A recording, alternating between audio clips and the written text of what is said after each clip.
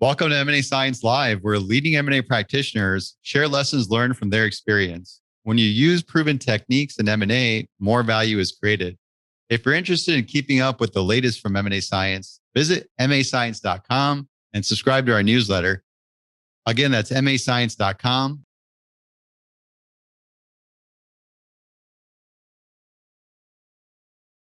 I'm your host, Kisan Patel, CEO and founder of M&A Science and Deal Room. Joining me today is Darshan Mehta, President and CEO of Reliance Brands Limited. Reliance Retail has been ranked the fastest growing retailer in the world. It's ranked 56 in the list of top global retailers and is the only Indian retailer to be featured in the top 100. It is the largest, most profitable retailer in India with the widest reach.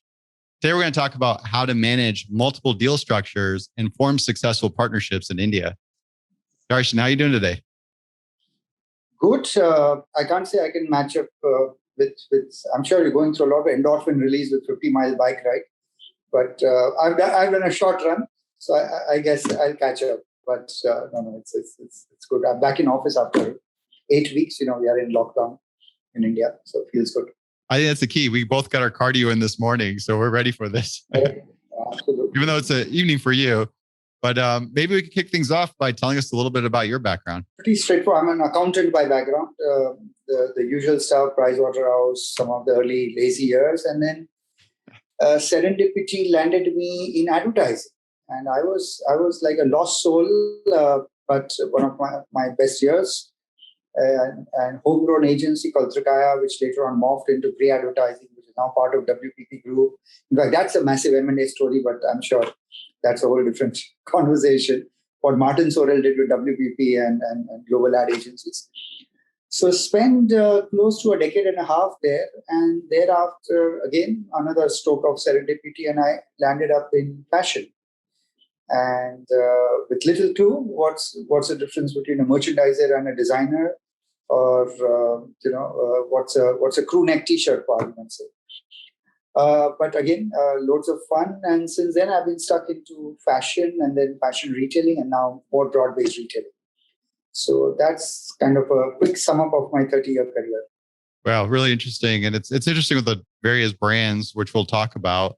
I think that one of the things that really, really intrigued me was your business model that you operate. As India's largest luxury retailer, you don't stick with just one type of deal structure. You have quite a few. And maybe you can walk me through some of those different types of deal structures that you currently apply or utilize. Once we have passed the goalpost in terms of the partner's interest in India, Indian market, interest in us, and vice versa, and when we start getting down on the drawing board of how the contours of the partnership would be, we start off by saying, honestly, we're quite agnostic to structure A versus B versus C, etc. But during my journey of the last 2 decades in this business, what I've come across is there are largely 2 or 3 kinds of players. One is people who see India as a very significant market, but a complicated market, which it is, like most markets of this size. So they don't want to let go of the control or the reins of the India business as it shapes up to a third party. So they opt for a more joint venture. So they would want to be in the deal room, if I may use borrow your phrase, in terms of joint management, operations, all of that, etc. But realizing that you need a heavy hitter in this market because it's a complex market, and hence they'll choose a partner like Reliance, for instance. The other model is, and many American companies tend to fall into the second model, which basically says India is big, but it's not currently as significant compared to US as a market, and hence we would opt for a more master franchise kind of a deal where we have high-level control, but we don't invest in the business. We sell you the product. We will help you with a whole host of things, but thereafter, it's your skin in the game, and you get the upsides and the downsides. So master franchise and joint venture are typically 2 classic models. There's a third model, which is basically, in fact, that's what I started my career with a small brand called Arrow, American brand, 1851, old heritage. and was owned by a company called Cluet. Now it's owned by PVH, but Cluet Peabody companies. So Cluet basically had 30 people in their office. 15 of them were deal makers and 15 of them were lawyers. So first they made the deals and they policed the deals. And basically their model was that they'll give you the license to the mark Arrow. They'll give you some trend guidelines and stuff like that, etc. But by and large, let you run with the brand the way you want. So Arrow in France was positioned very high. Arrow in India was positioned very high. Arrow in Thailand was positioned mid-market. So the problem with licensing as a model, because it's a kind of loose governance model, where you pay the royalties for trademark usage, but you're pretty much on your own. And there's nothing right or wrong with any particular model, but many of the people also tend to fancy that. It's what we call the most light touch of the model, where like landlords, you collect the rent, you collect royalties, and saying, by and large, so long as you're not cheating on the license deal, you're okay to go. So these are the three classic, so to say, models. And then, of course, as markets have progressed, newer models have come into play in this business. And as we have more conversation on this, happy to give you insights. Yeah, because it sounds like these are the more common ones: is the joint venture, master franchise, and licensing. And I'm curious because looking at your portfolio of brands, you have a lot of these European luxury brands, and then you mentioned some of the US brands, and it seems like they have different appetite for these partnerships. Would you say that the European brands lean more towards a joint venture versus the US brands have leaned more towards a master franchise, or is there a certain structure that you've noticed by demographic? Yeah, I mean, just by empirical evidence, I mean, we have more than now 60 brands in our portfolio partnerships, spanning from Japanese brands all the way to American brands, North European, South European brands. But the US brands tend to follow the mid path, which is they want a master franchise. So they follow what's called a wholesale model. They want to sell you the product. They want to keep control on where do you sell it in terms of channels of sale, where do you open stores, all of that, etc. But don't want to co-invest with you. So classic example, for instance, we are the only player in the world which has a partnership with both Tapestry and Capri. Capri's number one brand is Michael Kors, and Tapestry's number one brand is Coach. And Coach and Michael Kors, go head to head. Right. No part of the world except India and except Reliance would they have a common partner.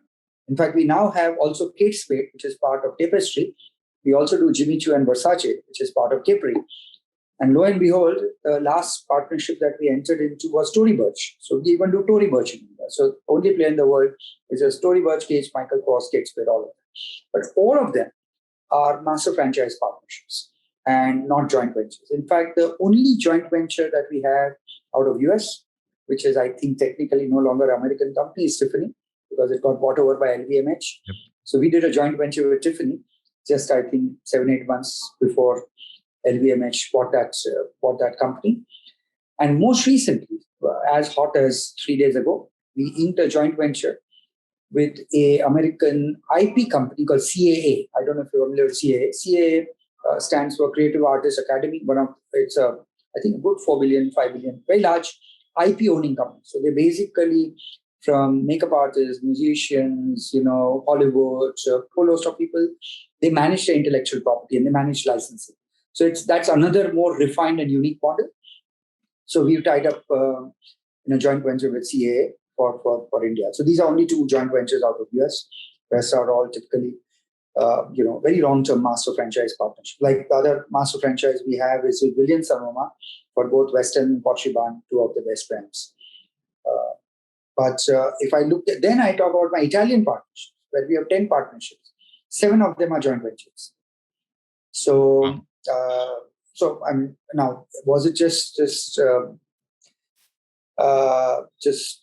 coincidence, or was it by design? Over the years, I get a sense that European companies tend to, maybe also they see themselves as, time zone wise, 4 hours away, 6-7 hours flight away, easy to manage a joint venture.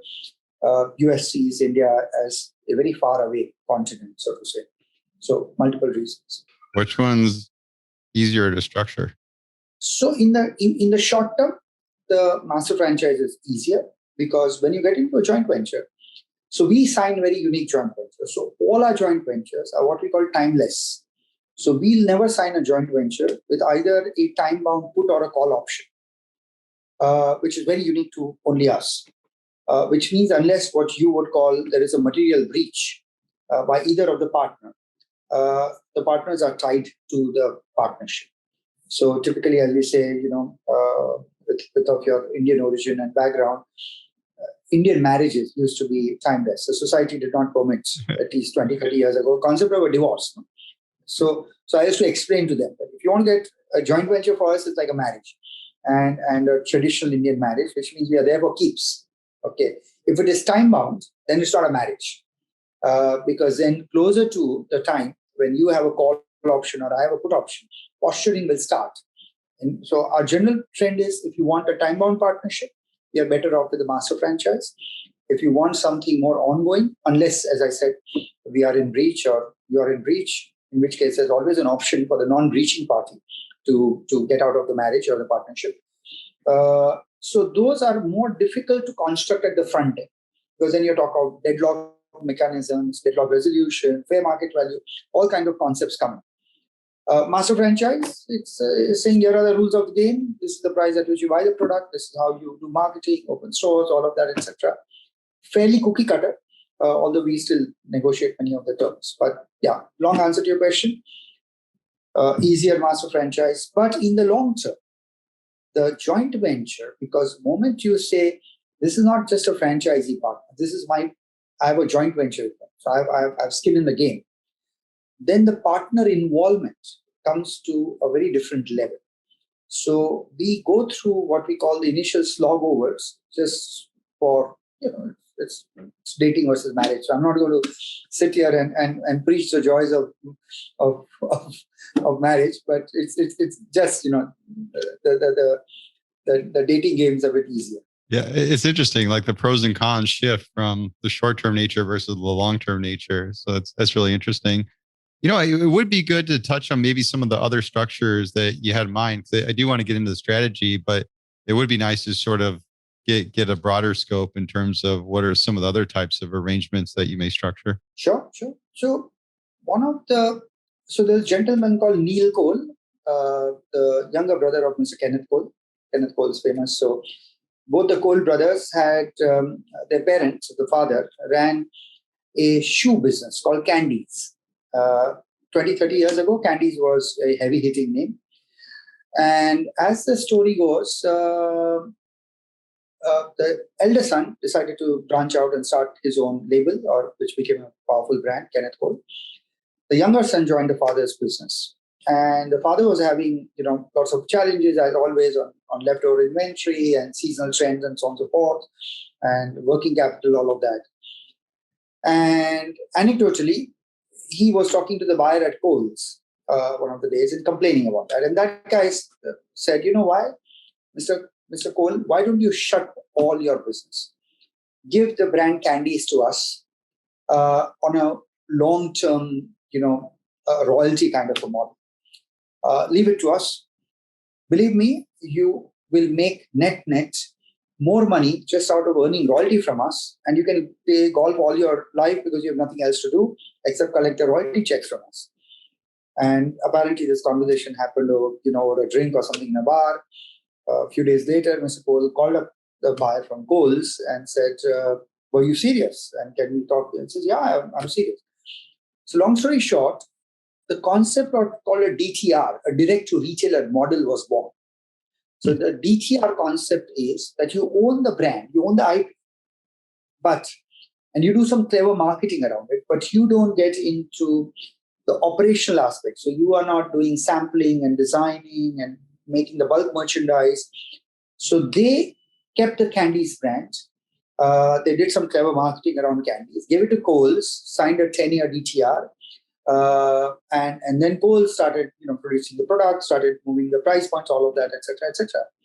And the clever man that Mr. Cole was, he saw this guaranteed, and there were minimum guaranteed royalties coming to him. So typically the deal is structured where you pay a percentage of sales, but subject to minimum guaranteed royalties, so that your DTR partner does not squat on the brand. So he has to perform a minimum threshold. And he went to a bank and securitized these receivables. And Coles is a AAA creditor, so he managed to get front end money on securitization, and he uses money to say, hang on, now I can go out and buy more brands. So he went and bought from Sharper Images to Sara Lee had whole host of brands like Canon and bedding brands. He bought Lee Cooper, he bought Umbro as a brand, Popeye. So he created a beautiful portfolio of 23 brands, and he started a company called Iconics. And he floated the company. So Iconics is a public company. A few years ago, I think 7-8 years ago, Iconics had a run-in with SEC on some accounting, the way they were accounting, the deal structure. So there's some challenges there. So Cole had to step down. But anyway, that's a separate story. But Iconics invented the concept of a DTR model in fashion.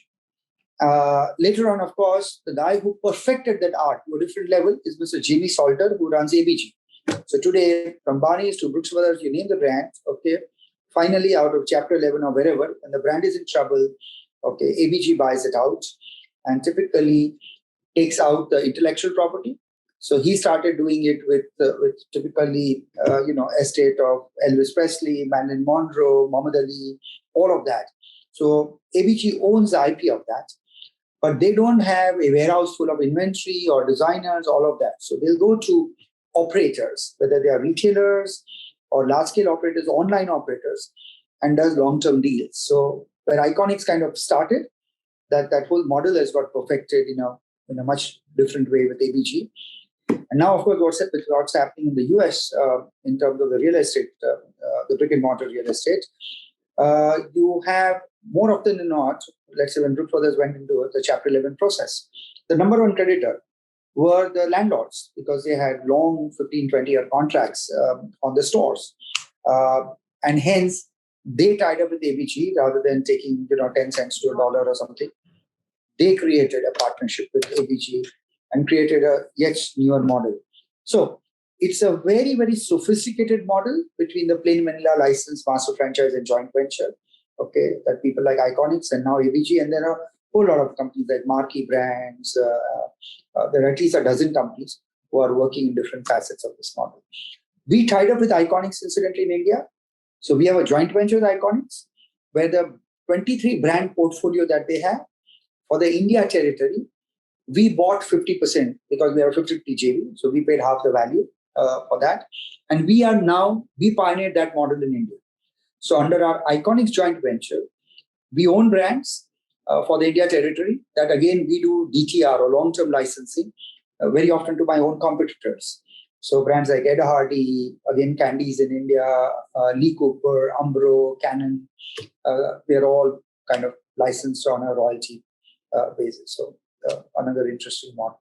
Yeah, it's interesting because it seems like a type of licensing, but maybe you can elaborate a little bit about the difference between this and the original licensing model you first described. So typically in a licensing model, so Disney is a master of the licensing model. So they are the holy grail. Right? They earn whatever $40-50 billion of end revenues, but they only earn license out of that.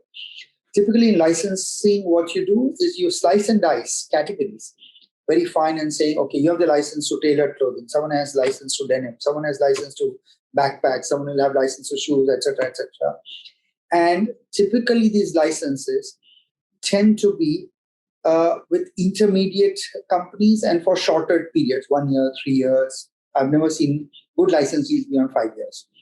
What the DTR model does, what Iconics and ABG popularize, are 10-year, 15-year, and they're more holistic partnerships.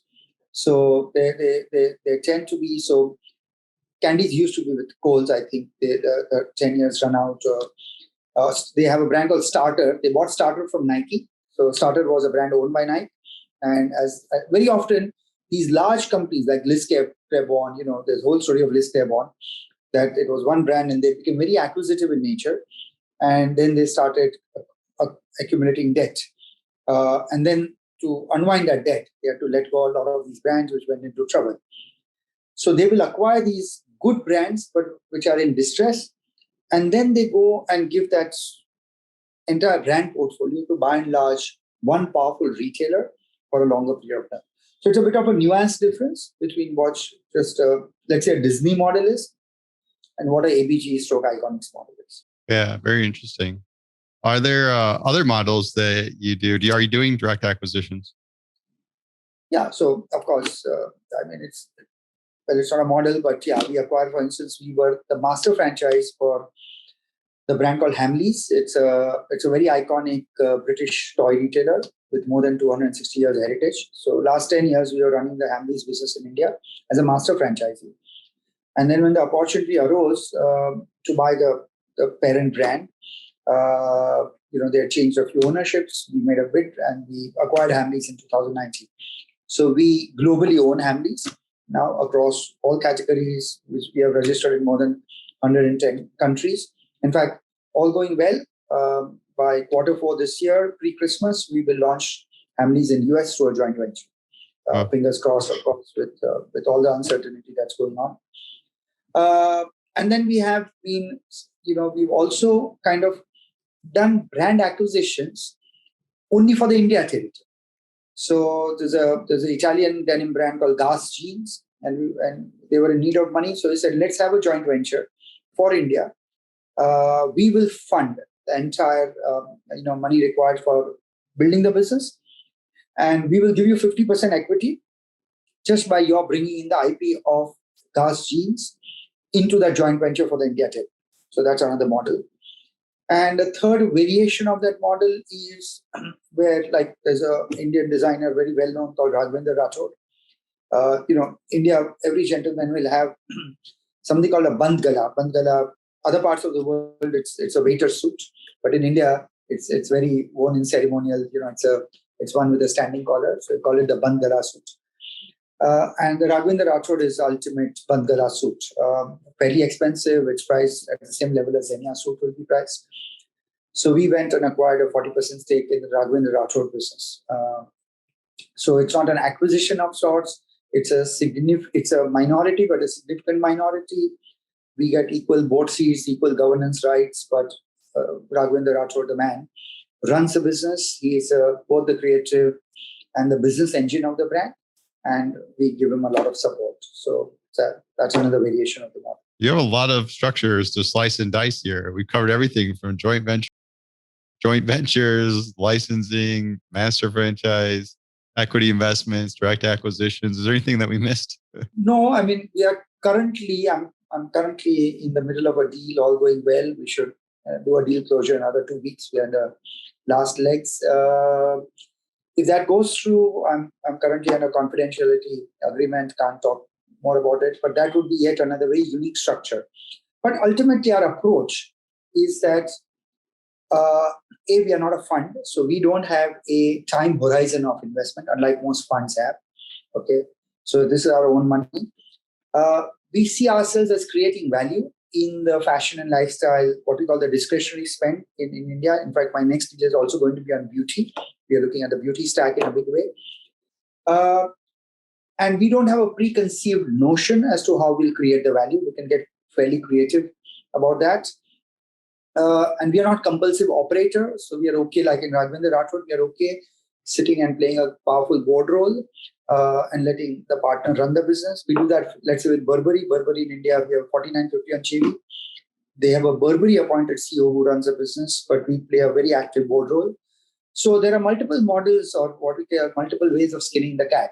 But the ultimate is, if we see value getting created, and we are strategic investors because we understand the space very well. And other than money, which is always fungible, anyone else can bring in the same money. But the other things that we bring, the heft that we bring to the market, whether it's in terms of real estate, human capital as a talent, our tech platforms, our data analytics sciences, all of that, those are, in a sense, the real icing on the cake, which is why more often than not, people will choose Reliance as compared to anyone else, because they, of course, get money, but they get many other things. How does the strategy itself shape the structure of these deals? How do you decide what structure to use on a particular brand? We put some guardrails. And first and foremost is, what is a partner, so to say, looking? That's how we got so creative, because we don't have a one-size-fits-all model. In fact, one of the first things that I'm very mindful of because of who we are, we are a $200 billion market cap company. We don't want the Reliance arrogance or very often, the name can be very overwhelming for many of these businesses. So we want to ensure that we underwhelm our partners and not overwhelm them. As a corollary to that, we don't say, okay, this is how Reliance does business. This is the deal, take it or leave it. We'll understand what's your interest horizon, both in terms of typically if you're a partner, there are two interest horizons. One is how long do you want to be in operational role? Very often it's a family like Raghavendra Rathore. So we call him Raghu, as a friendly name. And Raghu said, look, at least 10 years I see fruitful creative life for me. Fantastic. We would support you on that. Do you see what are the operational parts of the business that you would rather not dirty your hands on? So the whole idea is we try and find out what are good meeting grounds. One clear thing is any form of partnership starts coming to grief when there are conflicts of interest. So we put very strong guardrails on governance structures. So anywhere, for instance, if any of our partners want to do business with one of the Reliance platforms, online or offline, I'm on both sides. So on one hand, I'm a joint venture partner. On the other hand, I'm an owner of, let's say, a retail chain. So at the board, I will always say my vote will be the way you vote, because I can't be on the left side and the right side of the deal. That's a conflict of interest. And the reason, we've not had a single partnership either unwind, dissolve, litigate, or come to any form of grief is because we have put very strong guardrails on avoiding conflicts of interest. So strong governance mechanisms, all of that, etc. Our approach is also not of a multinational. Very often, Walmart, Coca-Cola, a lot of these McDonald's, a lot of these large multinationals will say, we have an army of people who are in the Coca-Cola kind of culturally, immersed into that. We don't do that. So very often, if a partner says that, look, we need a CEO for the business, we'll go ahead and hire the best person in the market rather than saying, okay, we have a bunch of 20 young people who could be potentially, who have been working with Reliance for the last 10, 20, 30 years, who could be the next CEO. So if you look back on partnerships under whatever shape and form, which come to grief, and very often grief happens when business is good, not when business is bad. Because when business is not so good, there is no food on the table. When there's a lot of food on the table, that's the time, these issues come up. And we put, as I said, very strong guardrails in our contracts and our structures to ensure that there's no conflict of interest and there is a meeting of minds and that we are both pulling in the same direction. With all these, okay, we are, as I used the word earlier, we're quite agnostic to A versus B. So for instance, we say, if there is a brand that we believe in, we will have the risk appetite and the investment appetite to back it up. So we are okay to do a master franchise business, which means it's I get all the upsides, I get all the downsides, it's only my skin in the game. But on the other hand, we will create enough room. So we also have a model where a license or franchise agreement provides for a partner to convert into a joint venture through windows. To say at the end of 5 years, do you want a window? And saying, hey, hang on, now India is becoming exciting for us. And we want a seat on the table. And finally, it's your brand. Okay. So we'll create pre-agreed fair market values, FMV mechanisms, because I build the brand up to a mezzanine level or, I build the foundation. If you're coming in at that level, how would we value the business? And then you come in at that point of time. Very often, we even put down in a master franchise agreement fairly detailed deal structure of what a potential joint venture would be. In fact, in 2 cases, in anticipation, we have also housed the business in a separate vehicle so that I don't have to carve out the business from my main parent company. Right. So that the partner can come in and simply say, that's the vehicle in which this business is run. This is how we determine the fair market value. I'll come in at the end of 5 years. I have a call option on buying 50% on equity on this and come along with you. So we have a fairly open mindset, and that leads us to a lot of creativity, because ultimately these are all means to a single end, which is creating long-term value in this market. You put an emphasis on the partner's perspective, and you spend time understanding what their objectives and goals are. I've noticed that you referenced that a few times. There was a common phrase which says, "You can't hurry love." So I'll give you an example. We have a joint venture with Muji. You might be familiar. It's a fabulous Japanese brand, very close to my heart. It took 6 years. We courted each other for 6 years. But when we finally got married, it was like a house on fire. So you can't hurry love. So, I have a master franchise with Steve Madden, American brand, one of the earliest ones I signed. From the time I first met, now there's a gentleman called Ed, who is the CEO. That time Ed wasn't there. We're talking to the CFO then. It was 4 weeks from the first time we said hello to inking a master franchise agreement. So sometimes it's 4 weeks and sometimes it's 6 years. Again, we say we'll be as fast or as slow as our partner, in a sense, wants to be. I think that was a good contrast of American culture versus Japanese culture. That's true. What you have a lot of big brands, Boss, Armani. What's your strategy in wooing brands to partner with you?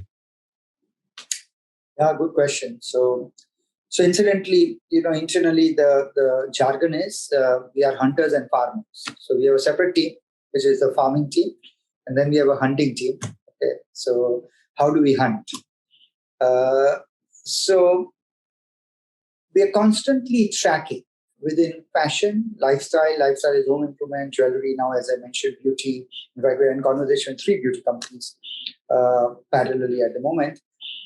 So we are constantly following the customer's wallet in India, and we are big believers in research. Maybe my earlier years in advertising, wherever it came from. But we constantly do very high quality quantity and quality researches. And we're constantly tracking what names come up. And most of these researches happen through early adapters. So these are the guys. The early adapters are guys who are more cosmopolitan mindset. They're, Indians are big travelers all over the world.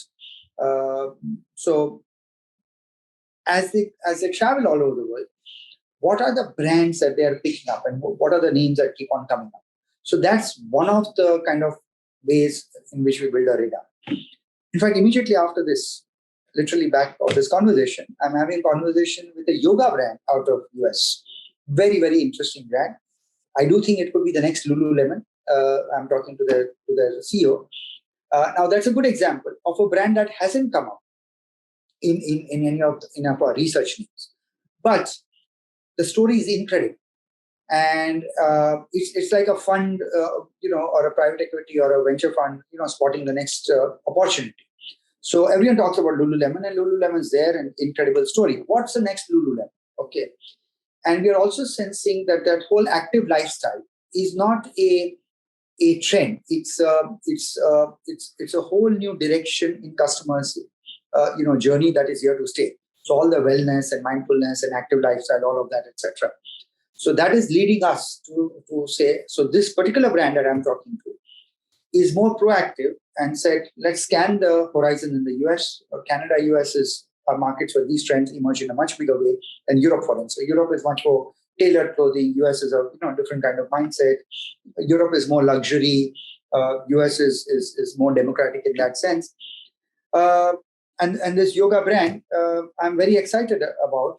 It's started by 2 guys. It's $200 million currently, but we think it will really go places. It's a privately held company. Well, I was just curious, like when you sort of identify these brands, what's the next step? How do you engage with them and get a conversation going? So, as I said, proactive, reactive. Very often brands call on us because if you're looking at India, sooner rather than later, because you'll go to the malls and see who's running that brand, and the name will come back to Reliance brand. So we get lots of proactive calls, arrogant, although it may sound it's true. But we also reactively reach out, like this brand that I'm talking to.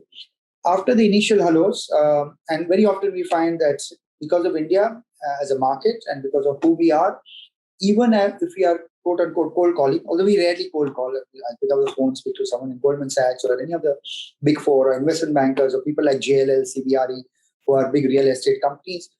So easy to find an entree into saying hello. Very often the conversation will be at the highest levels. And after kind of exchanging hellos, we'll do a presentation, a pitch deck, as we call it, in terms of who we are, what are we doing, give them from a 40,000 feet to a more 4,000 feet view of our business. They will start sharing all of that. And through these conversations, because more often not, it's about human chemistry. And as we start warming up to each other, generally the step is, I think this is interesting. Why don't we sign NDAs and come up with a 5-year, what does a 5-year plan look like? This is even before we decided whether it's a joint venture or master franchise, etc. So that we get a bit of an alignment of vision. Because sometimes they're saying, okay, if it's going to be a $20 million business in 3 years, maybe it's not worth our while. And some others get scared and say, no, we want to keep our brand very small and close.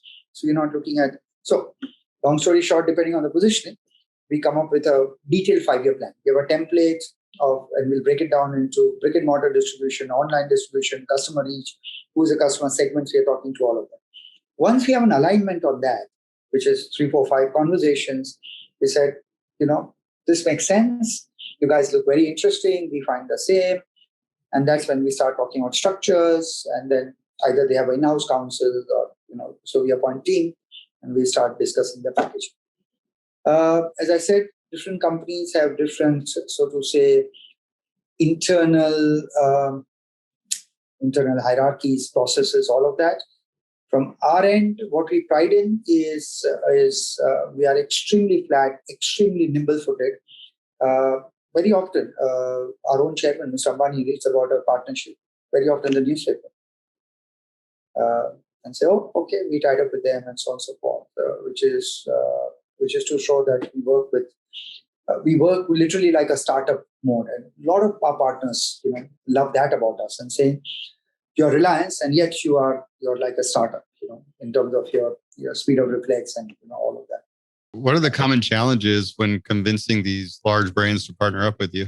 5 years ago, India per se, on the Indian market, and saying the size and saying, yeah, we know, but they've heard all kinds of stories about the complex. Some of them are true, some of them are fictional in nature, but doesn't matter. Very often, it's also expectation management, because you all start with 1.3 billion people. The reality is, most of the brands we are talking to is the addressable audience, even in the next 5 years, is 100 billion. It's not 1.3. So that expectation management, okay, it takes some time because they're all trying to assess it. In fact, one of them, I told one of my partners, I said, you're sitting in New York and trying to figure out how Texas market looks like, okay, but you have to go down to Texas to feel, how the Texas market looks like. You haven't been to India. So very often, we invite them to make a visit to India, spend some time so they get a sense. Because the challenge with India is a here and now is still underwhelming in terms of disproportionately small to the quantum of effort and energy you have to put in. But we believe that the potential, the famous inflection curve, it's a hockey stick curve or whatever, inflection point, we believe could be very large, and that's why we are in this business even as Reliance. So expectation management is a challenge, making them understand Indian complexities, blah, blah, etc., challenge. But there are easier parts also. Because one of the most easy parts, because they all have a reference of talking to China, is the language. So we talk English and we have Google and we have Uber and we don't have Baidu and we don't have, so strange thing, if you know what I mean. Correct? So they don't have to learn Mandarin and, at a dinner table, there are not some weird conversation going on that they can't figure out, because everyone talks English in India. It's a common language, all of that. So I think language, which makes marketing easy. Because when you open up, let's say, a website or you're doing marketing communication, because for a lot of these brands, the big part of the secret sauce is very clever communication. Tory Burch, good example. We launched a big Tory Burch boutique, 2 months ago, a flagship boutique. And if it were not for COVID, Tory would have been here. And in fact, a brother who runs international business said, do you speak in Hindi? I said, if you speak in Hindi, I may understand a bit of it. So I said, no one speaks Hindi. You want to apply for a liquor permit, you want to apply for a driver's license, you want to apply for passports, all in English. So really? I said, yeah, that's the national language. So language makes it easy. Some of the cultural nuances, make it easier. So there are some easy wins, and there are some in a sense tough wins. But what do you think? What do you think are the challenges of the international brands to enter the India market? If you get the mindset right, generally we find that if there is at a senior level, if there's one champion, one believer in the Indian market, it becomes easy. If there is at the highest end, if there isn't a believer, I'll give you an example. I can talk about it now.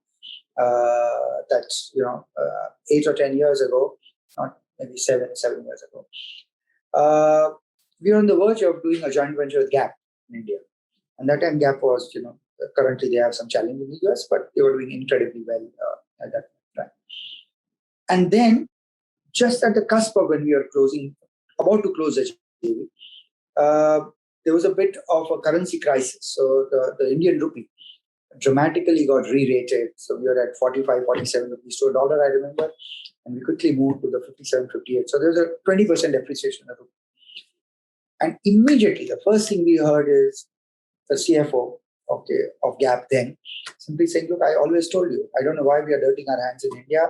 And look what I said. So the perception. So at that point, we realized that the CFO was always a disbeliever in the India story. Okay. As much as Mr. Steve Jobs was a disbeliever in the India story, to Samsung's benefit and advantage. So if you have a disbeliever, it will always be an uphill climb. Okay.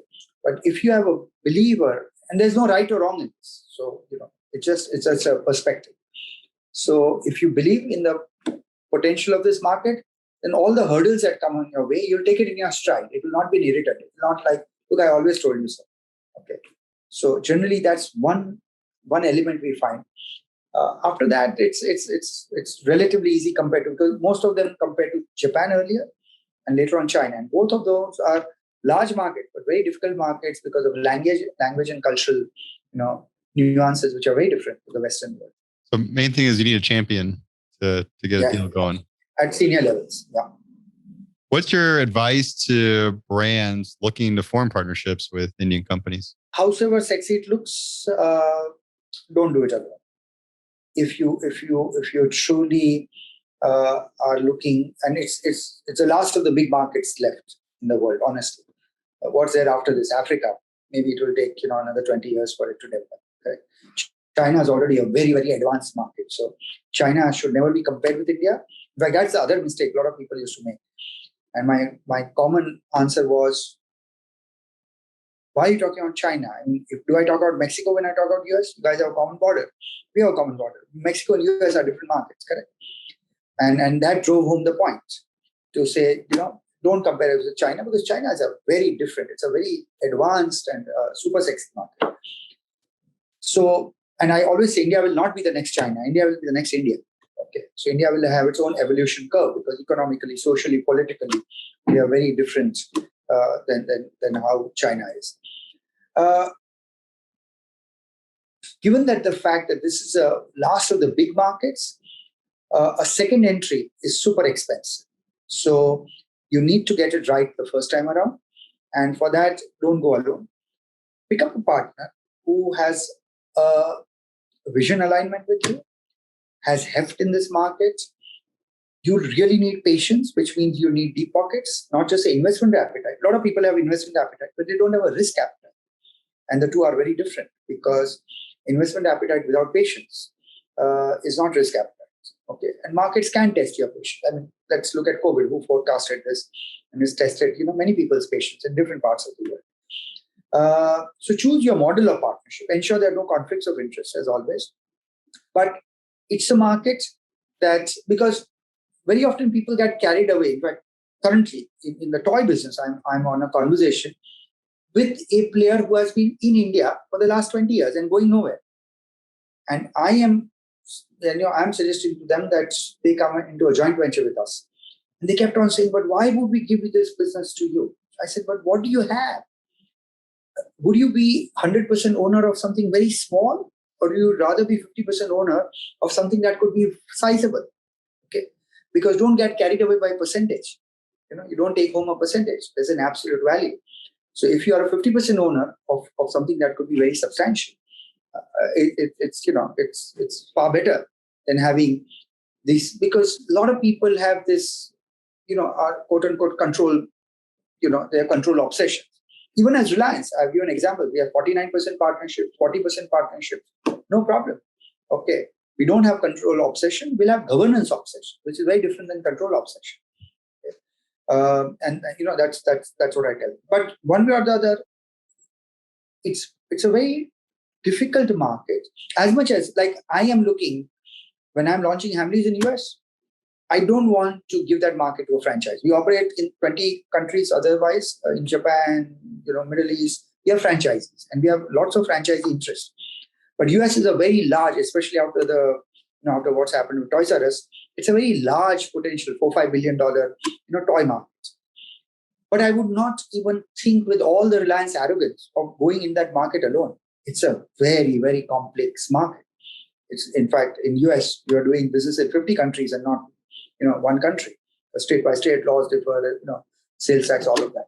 So I'll pick up a joint venture partner for the same reasons that I would recommend the same for people to do that in India. And front end, you might have to go through what I call these slog overs of, going through lots of these contracts needs. But when the dust has settled, and if you have a well thought through contract, you're then set on the runway to take this market. So really spend the time, understand the market, and make sure you choose the right partner. Don't do it alone. As CEO, are you hands on all these partnership deals? Like what exactly is your role? No, so as I said, on the farming side of the business, I have nearly 11 business sites, fairly autonomous, P&L responsibilities. And we have really institutionalized it. We have about 900 people in our corporate office and we run all our stores. We love our stores. We run about 700 stores just in the international partnerships. Overall, we run 12,000 stores in the country across whole host of formats. We don't have a concept called franchise store or a sub-franchise store. So we run all our stores ourselves, the front-end staff that you go to a Steve Madden store or a Tiffany store or a Coach or a Tollywood store are all employees of Reliance or the joint venture, as the case may be. All of them are headed typically by what we call a business head, who is a CEO, has a P&L responsibility, very often presents to the board. The business head is with joint approval more often than not. But what they love about the fact is that I'm always there as not just face of Reliance, but as Reliance, as a quasi-owner.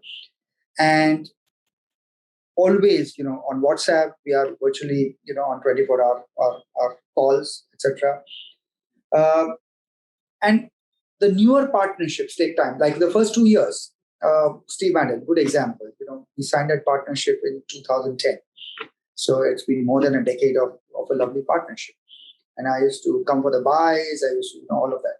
Little by little, as the next round of leadership grew and they built comfort levels. So Ed and I will still talk once in a while, but we have a stable team. On the hunting side of the business, we have a small team. We have got 2 very clever analysts and 2 senior people. So very often on hunting, I'm front-ending the conversations. As I mentioned, after this, I'm having hopefully an interesting conversation. But yeah, that's it. Yeah, it's really interesting. You essentially run it like any other corporation with the overhead of operations and those components that you need, and also the entities of the joint ventures within that. And then you have the team to manage the continued growth. To interrupt you, Zegna and Canali, as an example, 2 very strong tailored clothing Italian brands. They're like P&G and Unilever. They are like that. We are the only partner in the world that they have a joint venture with the same company. Zegna and Canali, and also Giorgio Armani, and also Hugo Boss. Okay. So, and it's basically saying now the 2 joint ventures have 2 separate CEOs, 2 separate heads of marketing, separate teams, separate governance, data protection in terms of customer data, all of that. But all feeding off a common tech platform, common, so to say, real estate muscle in the market, all of that, etc. So since you mentioned, very professional team, etc., all of these kind of, levers are in place. One other topic I wanted to pick up that I think a lot of other people would generally be interested in is the culture of Reliance.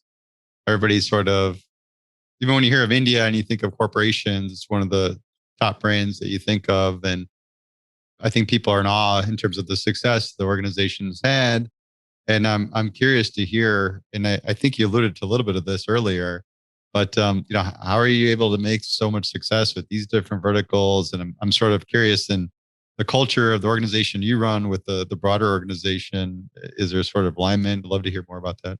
Yeah, it's a very interesting question. So, Reliance has been a public company for more than 4 decades. By Indian standards, it's one of the youngest companies as compared to, let's say, the Tata Group, which is more than 150 years. Both are around 200 billion market cap groups. As individual companies, Reliance is ahead. The first 30 years, we were only in B2B business, which is we are an energy company, hydrocarbons business, petrochemicals, refining, oil and gas, all of that. And that still throws up a lot of cash in our business. The cultural mindset, the people skills on those businesses are very different. So if you were to walk into one of our hydrocarbons business, the culture would be very different, very asset focused, very all of that, etc. 2006, Reliance started a retail business. In fact, adding to a whole lot of other introductions we gave, we are the fastest company in the world to go from $0 to $10 billion in less than 9 years. We are currently at $22 billion, retail business. But retail, we grow from zero. We did not grow through acquisitions. We were greenfield.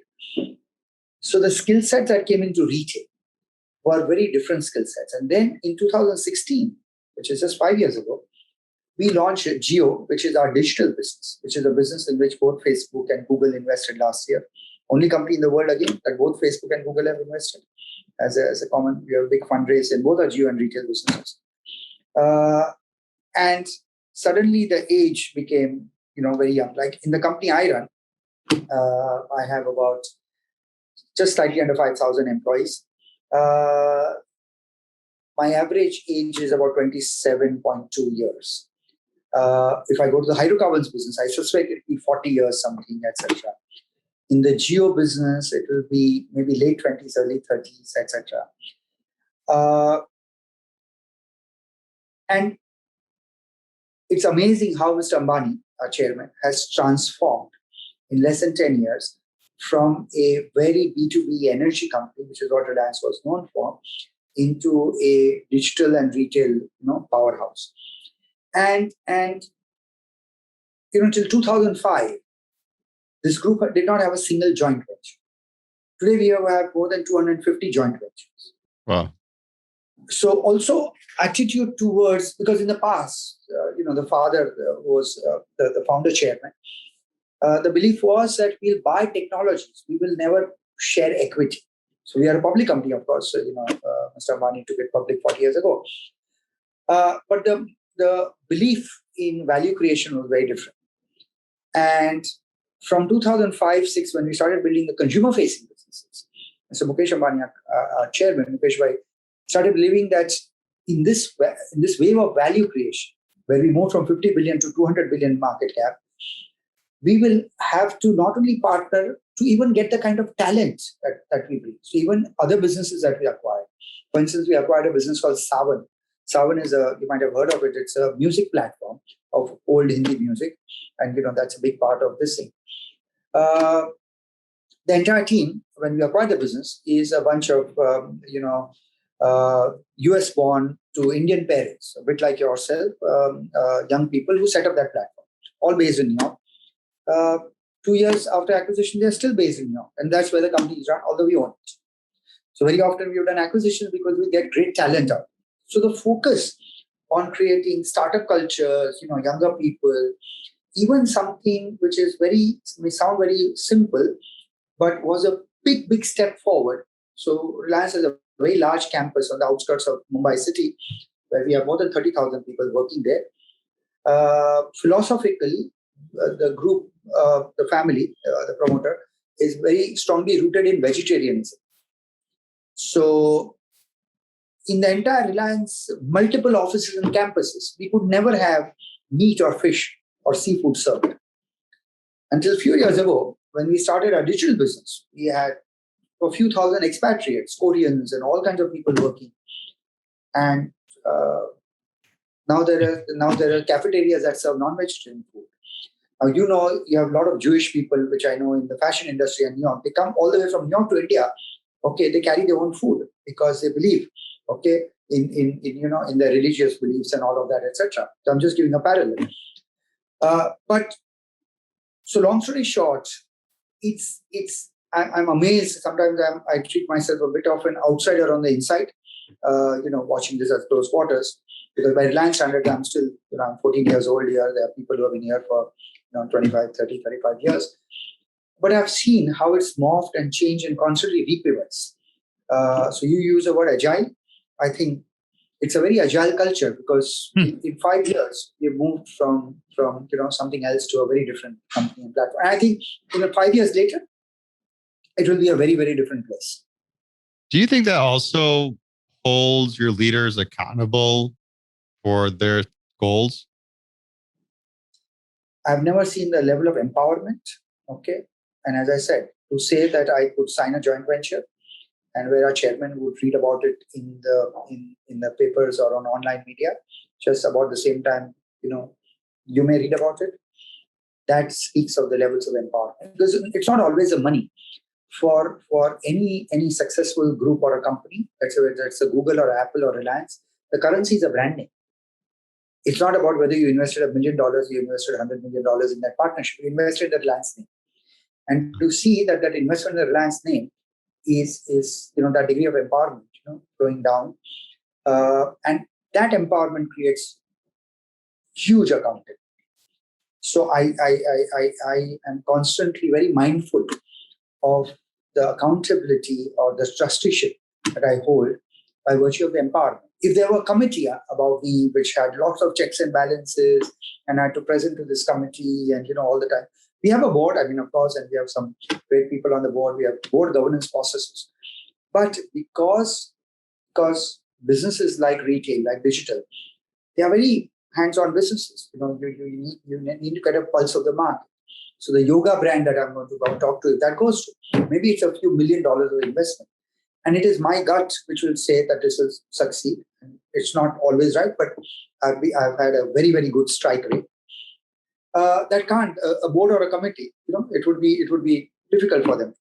Now that brings in the accountability, both in spirit and of course in actual terms also. Empowered leaders drive success at Reliance. Well put. Darshan, what's the craziest thing you've seen in M&A? A deal that I worked on for a long period of time. Both sides spent a few $1 million on some expensive lawyers and investment bankers.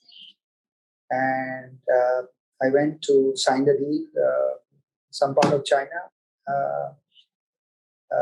to be told an hour before by an owner who was on some bullet train or God knows on some train somewhere to say, my young daughter who studies in the US called me and said, Papa, I want to do this myself. I want to run. So he changed his mind.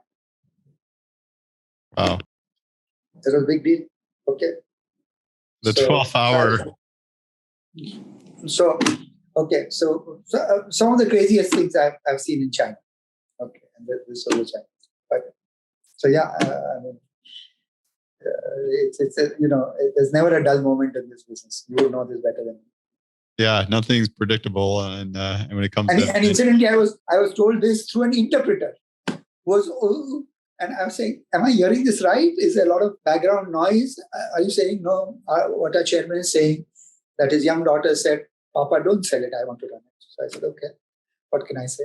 Wow, at the last minute, an hour before. Wow, so, that's incredible. Darshan, thank you so much. I always tell people, money in the bank is equally important. So I still have money in the bank because no deal comes for free. Yeah, that's always good. Darshan, thank you so much for your time today. I enjoyed this conversation and learned a lot about partnerships. Oh, thank you so much. Thank you for having this chat with me and all the best. Oh, my pleasure. And here's to the deal.